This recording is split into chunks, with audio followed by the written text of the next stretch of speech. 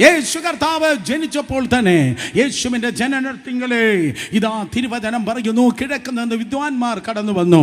കിഴക്കുന്നത് വിദ്വാൻമാർ കടന്നു വന്നത് 3 വിദ്വാൻമാരാണ് നിങ്ങൾ ക്രിസ്മസ് കാർഡിൽ നിങ്ങൾ കാണുന്നത് അല്ല. അവർ കൊണ്ടുവന്നത് 3 കാര്യങ്ങളായിരിക്കാം. മൂര്, പൊന്ന്, കുന്തിരിക്കം.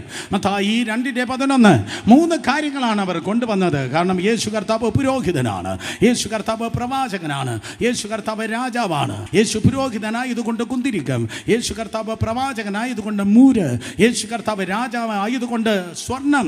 സ്തോത്രം. അതേ, രാജഗ്രഹങ്ങളിൽ നിന്ന് യേശുവിൻ്റെ അടുക്കലേക്ക് കൊണ്ടുവരികയാണ്. അതെ, യേശു കർത്താവിനെ തേടി അവർ വന്നിട്ട് ഹെരോദാവിനോട് ചോദിക്കുന്നു, where is a king of ജൂ?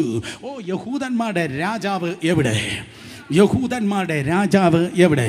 അർത്ഥം ഞാൻ പറയട്ടെ, യേശു കർത്താവ് ജനിച്ചപ്പോൾ തന്നെ അവൻ രാജാവായിട്ടാണ് ജനിച്ചത്. അവൻ നെപ്പോളിയനേക്കാൾ വലിയവനാണ്, അവൻ അലക്സാണ്ടറിനേക്കാൾ ശ്രേഷ്ഠനാണ്.